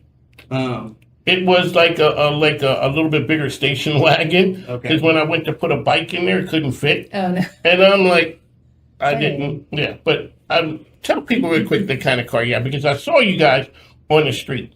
Yeah, we have a Mini Cooper convertible that is key lime green. Can't miss it. Can't miss it. And we refer to it as the Limey. Get a key lime. It's also a British car, so it's a double entendre. Good friend Jenny Kirby used to rock one of those. Oh yeah. Back in the day. I've never been cool enough to have Mini Cooper. I just love them. But then when I seen it lime green. And I'm riding here, I see it, I'm like, oh, that was pretty cool. And then I get up and you guys are waiting. I'm like, I should have known. I should have known. So, Mike, one last time, how can we get information about Disrupt? Go to disruptrva.org and you get it there. There's also a Disrupt RVA LinkedIn page. You can get all the information on the LinkedIn page as well. Yeah, one other thing I wanted to give a shout out to Lost Office Collaborative, also out there at Rockets Landing. That's where all of our events are happening this year. I just saw that the other day. Yeah. When you get off, you come around a loop by the restaurant. Yes. That's. I didn't know what that was. Yeah, okay. It's fantastic space. A very fantastic space. It's great for Disrupt. So what are the different businesses in there? They are the only business in there, but what they do that's different, they're not just renting out space. If you want to have an event, they will help you craft the event. They will facilitate the event, and they are some interesting, creative, energetic people. So if you want to do something different than just a boring business meeting, those are the people to go talk to. As I say.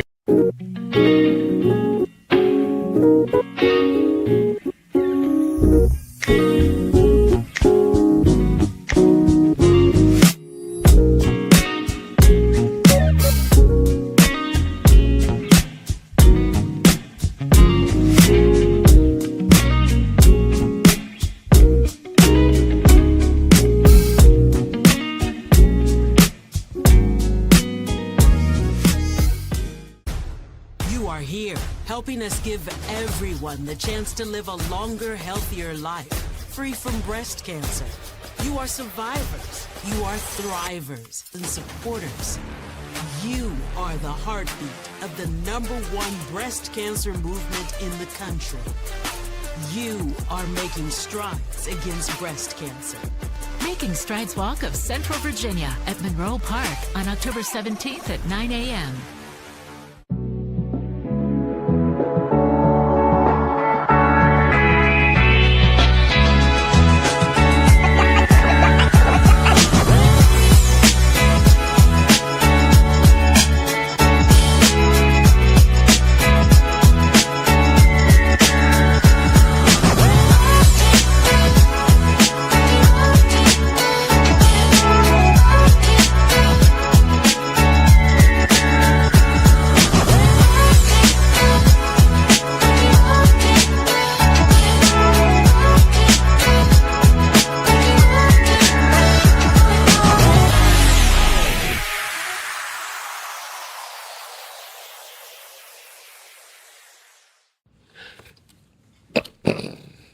Look at you or look at the camera? I don't know. We're just going to be talking. Okay.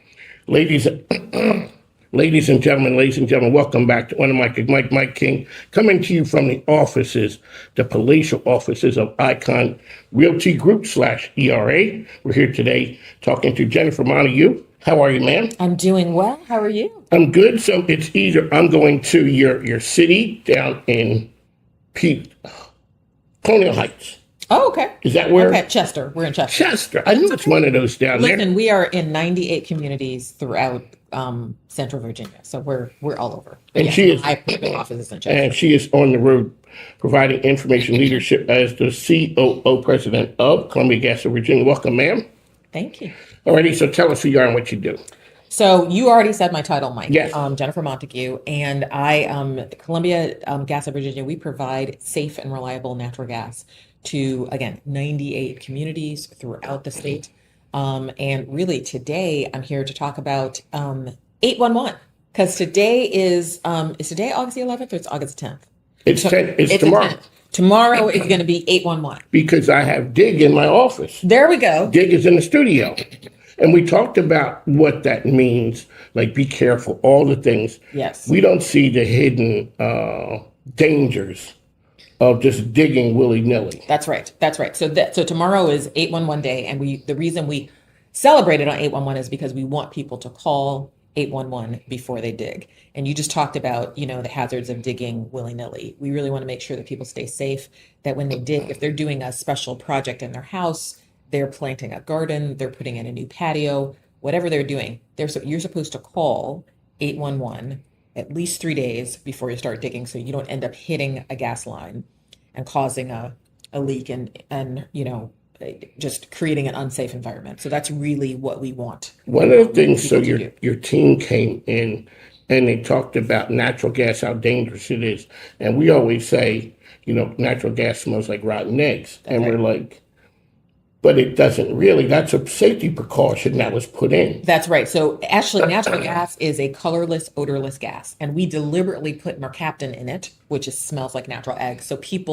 Which smells like rotten eggs. So people then can realize, ooh, there's something wrong. But we do that because we want people, if they smell that, we want them to know, and we want them to we want them to contact us immediately. But this 811 is so people don't have to do that they don't have Correct. to hit a line and they don't have to smell the rotten egg smell, that they can contact us. And there's actually markings on the ground, Mike. I think the markings for there's markings for different utilities, but ours are yellow. So you should see markings on the ground for the utility. Sometimes the rain takes them away, but that's why it's always safe to call 811 before you dig. And it just takes a few minutes. And it's actually also the law. You're supposed to do that. Oh, it's the law. It's It not is the law. suggested. It's not suggested. Well, it's not. You're not suggesting you do this. That's We're, right. we're telling this is what you should do. We It's know. really for safety. Yeah, because it is something for people when they hit a line, catastrophic things can happen. Mm-hmm. So, Jennifer is here. How can people get information about Columbia Gas? So if they want information about Columbia Gas, and especially if if they're struggling to pay their bills, I know sometimes the month is longer than the money. So if people are struggling to pay their bills, they can reach out to Columbia Gas, columbiagasva.com, and they can look at our energy assistance programs. Now is a good time to be looking at our energy assistance programs, or they can just call our number to talk if they're having a hard time paying their bill. There are programs available, LIHEAP, there's programs to help out with energy efficiency if they want to make their home a little bit more less leaky and actually conserve energy. So we have all kinds of programs. So they should reach out to us really before they We get know in trouble. that you guys provide the gas for us. There's so many other things that you guys do as a community champion sponsors and helping people. So you had an ambassador program? We did. We just wrapped up our third. This is the third time we did it. Our youth ambassador program. Okay. And this one I'm very proud of, Mike. So these are students from Petersburg. Okay. This year I believe we had 23. We've had varying numbers, as many as 30, but it's an 8-week-long paid internship. Which They is get a beautiful paid, thing. Which is a beautiful thing. These are for high school juniors and seniors, and they spend 8 weeks with us. We partnered with the nonprofit organization 2Hype, which Pastor Lamont Hobbs helped organize that program. But we partnered with them. And they basically, for 8 weeks, they learned what it's like to have a career in energy. They heard from a variety of people. They talked to the engineers, they talked to the field workers, they talked to people in cybersecurity and marketing, regulatory, our energy assistance program, our energy efficiency programs. So they really learned a wide variety. They talked to legal, and that's one thing that I want young people to know, especially in the community, is that having a career in energy, one, it pays really well.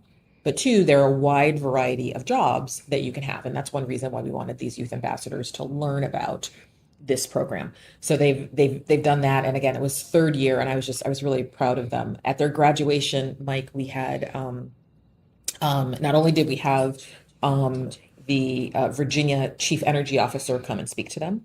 And that's Chief Josephus Almond, who's in Spanberger's organization, so he got a chance to come and speak to them. We had someone from a delegate's office, and then we had, oh my goodness, she is Miss Virginia International, came and spoke to them. So it was nice to be able to, have that program come to. There's so many for their graduation. opportunities that we don't even think about. Mhm. Like most people would not think about careers in energy. That's right. And so, but one, you're sort of the poster child of what it can do. Because one, it's just people in the community. Another, it's women. I see the events that you go to, and for a younger person who's never been in that world, those are opportunities that somebody else gets, or Right. maybe we don't even never hear about them. Explain why that's so important to you and Columbia Gas. Well, you're talking about women, but I mean, the representation of women and the representation of people of color, yes, is important to us at Columbia Gas. And we actually do a really good job of that in terms of representation. But you are right. The awareness of the types of jobs that are available, the fact that there are jobs available, and energy, it's not really sexy. People don't think of it as exciting. It is not. But I will say, Mike, it is foundational to everything that we do. You want to, stay warm in the wintertime, you need energy. You want to be able to cook your food. If you've got natural gas, you do that. You want to be able to, heat your clothes, like dry, wash and dry your clothes. You got that. And then on the electric side, all of the things, we wouldn't be able to have this video if it weren't for electricity. True. We wouldn't be able to, you want to flip on your lights. You want to be able to watch your video games. You want to be able to watch, whatever you're watching. I'm watching House of Dragons right now, but whatever you want to watch, and all of the artificial intelligence that's coming into place, that is all foundational, right? None of that can happen. Energy is really the foundation of the ability of all those things to happen. So that's one reason why I want young people to realize energy is really foundational. And like I said, it's from a career standpoint, you can make make really good money working for an energy company. Either, and it can be for us with Columbia Gas, you can work for Virginia Natural Gas, you can work for Dominion. There are lots of, and there's, wherever you go in the US, there's going to be an electric company, a gas company, a water company. I want young people to realize that these options are available for them. One of the things that you also do is supporting the community. You open your facility up, and the talent that you have there is amazing. What's it like when kids or people are coming, they don't know what to expect? Right. And then they get there and it's like, wow. Right. So we have a couple of different programs where we do that. So we have a Introduce a Girl to STEAM Day. And these are 3rd and 4th graders, and they come, this is usually in the first part of the year. And they come and they see our safety town. They get a chance to see a blue box experiment where there's like a little explosion. So they basically see what happens with natural gas if it reaches an ignition source. And it really does open up their eyes, and they start to think, oh, this is kind of interesting. We also have them do exercises where they actually get to sort of map out like a little pipeline, like as if they were building a pipeline the way our engineers do. And we have them do that with tubes and little wires and everything. So they have a fun time doing that. They learn how to do a squeeze off to sort of prevent a leak. So they do those sorts of things. So that's what we do in the Introduce a Girl to STEAM Day. We also are going out in Richmond is having Mission Tomorrow, which is for middle schoolers.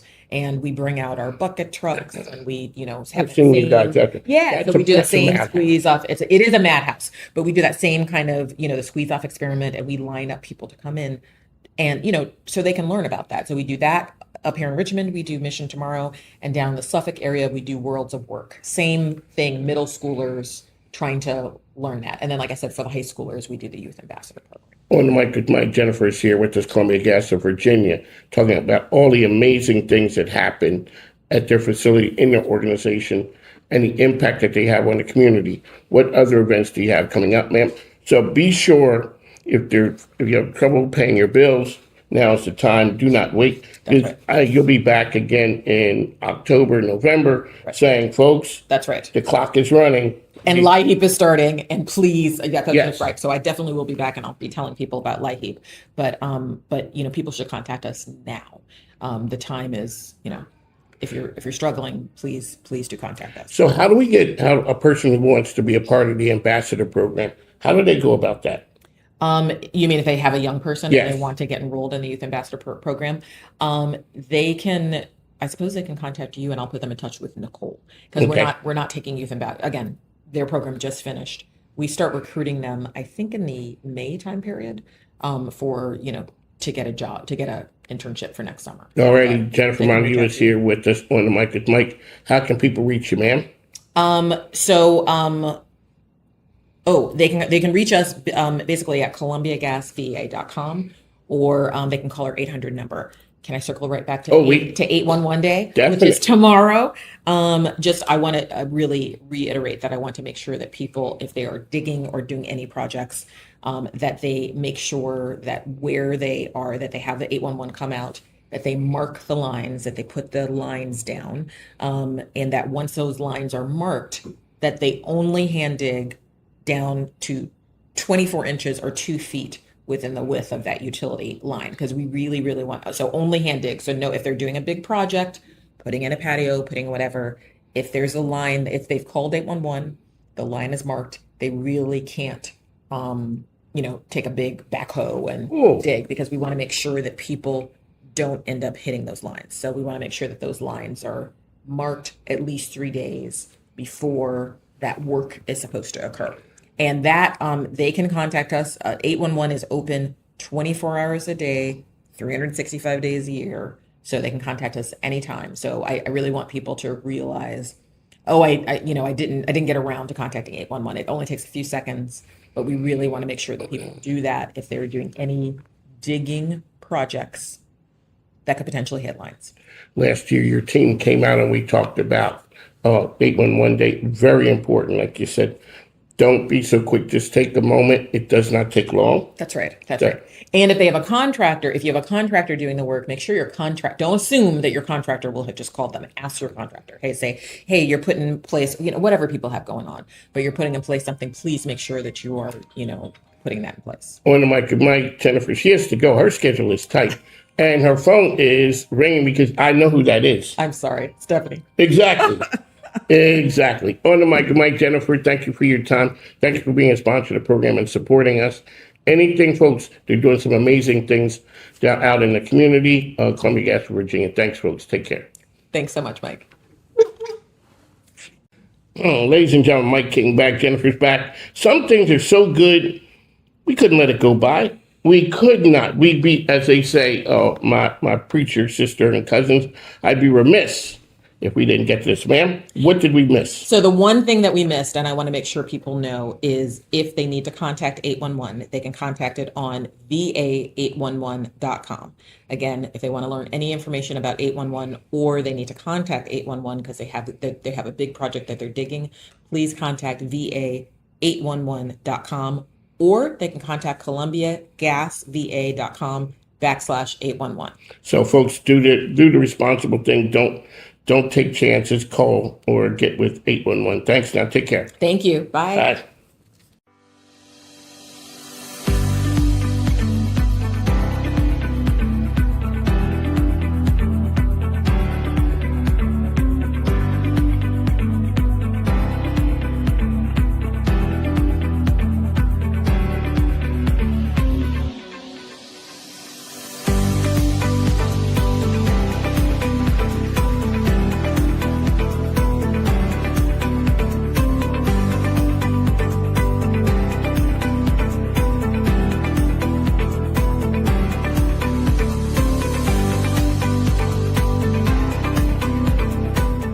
Figure out what you're good at and then figure out how to teach that. And one of the things that I would encourage to do in that aspect is record yourself doing whatever you do, document it, and then attempt to pass that on to somebody. And if they have a whole bunch of questions, that means that you need to redo what it is that you've given in terms of instructions. The culture piece is huge, making sure you know whether you're going to hire on skills alone or culture fit as you grow the organization.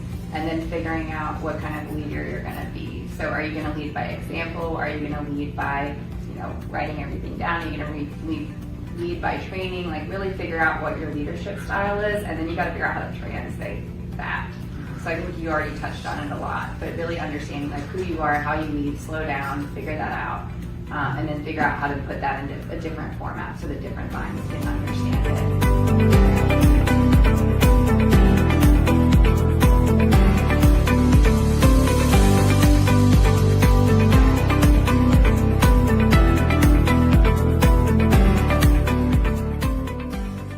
At that age was that you're a thinker. I was like, what are my things? I don't know what that really means. The older that I got and the more I got, especially once I started a business and got more into my profession, started to realize that, that is actually my strength, is my ability to look at what are very heavy challenges, ones that not only need a level of problem solving, but solutions that will possibly be impactful for years to come. It's different when you can make maybe a decision that might just have an impact for a week or two, but a client to the decisions that we're making really impacts their legacy. So that level of heaviness that comes along with it, with having someone who is not only thinking for potentially that person, but the people who it will impact. So being a thinker is what I realized was my thing, and I think that having a family who very much poured into that and put me in spaces to be able to tap into those skills. I think a great partnership with somebody that believes in what I believe in, has the same values, the same morals, the same everything, because whoever you partner with is an extension of you, right? So you have to remember that. So I think what doesn't work is one-sided collaboration. That doesn't work because then, it's just not a good idea. Again, it goes back to consistency, and we've been using that word a lot. Authenticity, and also trust. And yes, Kenyatta Ray writes down everything she's done, Philip, and she has that information from you. And I'm trying to answer the questions because I'm not only visible on social media, but I work for a publicly traded radio station, and I have to be on radio, so we have close to 75,000 people listening at one time, and then you streaming over 1 million people, if you will. So I'm trying to put that in the box, and I'm streaming not only locally, but globally. And then understanding to be on social media as well, to make sure that when my listeners or viewers or followers are asking questions about certain things, I have to make sure that I have the answers, and then I'm online to give them the answers. That's one thing. But I'm also in the nonprofit space. So with the nonprofit space, my nonprofit is broken up into 2 phases. So we have the entry. The entry is, if you've ever seen it, I do send the kid to camp. So we send kids to camp all summer. Then we make sure we provide scholarships for kids that are going off to college, and Christmas, and just basically everything holistically about our teens. But if something happens and our teens fall through the crack, then they'll be on the re-entry side, and they might have to go through the correctional facility, and we put them in the housing. So what I do is any information that I have, any new information that comes in through Virginia's General Assembly or Virginia Department of Corrections, and whether it's for the family member or actually the person, I have to make sure I get that information out. So there's no way I cannot be visible on social media or in radio. We have several events that are coming up, and that's what I'm supposed to do. I have that on social media as well. And then I have a daughter who's a musician. And her being a musician, and she's a first-year college student, her major is broadcast journalism. And so she's a reporter now. She applied for that, being a reporter, so she calls me a lot about certain things. Mom, we're having coastal flooding in Hampton. I said, Ann, just put on your galoshes and walk along the shore. She was like, what? Mom, come and get me. No, you want to be a journalist or reporter. So all of that information, I have to tie that in. And then once we have those specific conversations, I bring those to social media as well. But mostly for me, when it comes to social media, it's something that I want to assist with and support.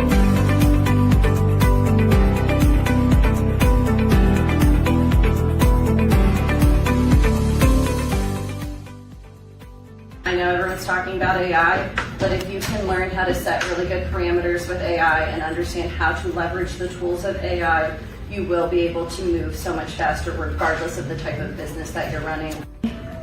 It helps with mentoring, and I think it helps with building each other up to a certain extent. So going back to, my background is women in business, right? And we've just gotten to the table. We've only been invited to the table in the last generation. So there is so much we don't know. There is so much historical information and knowledge that we have just never been privy to. We were never able to be in the room, let alone at the table. So it is through our network, it is through the connections that we make that we build each other up, and that we support each other and we mentor each other, because nobody else is going to do it for us.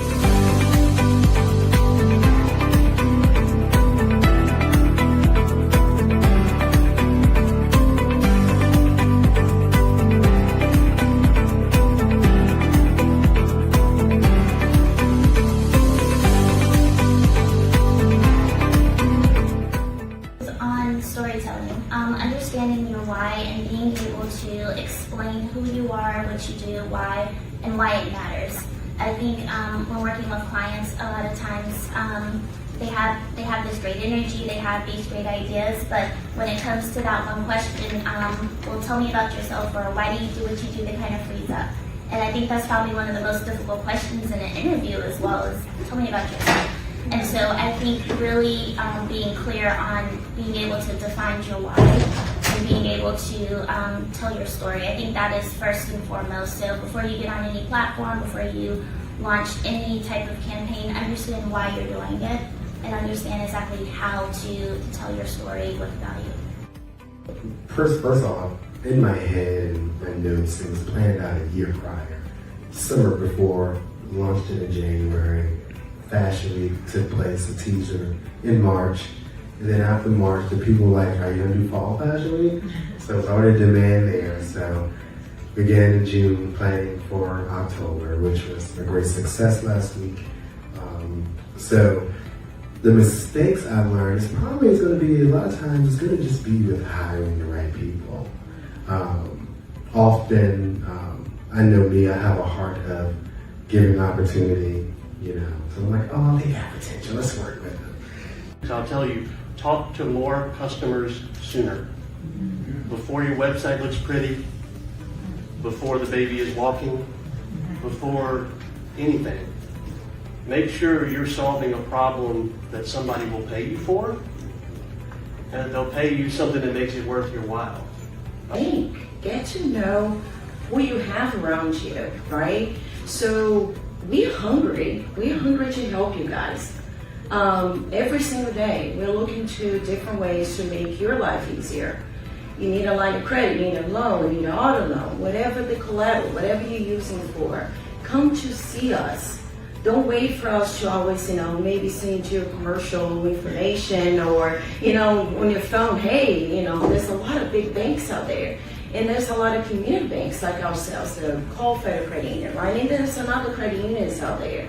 So get to know your banker. Get to ask you questions. What do I need to be successful?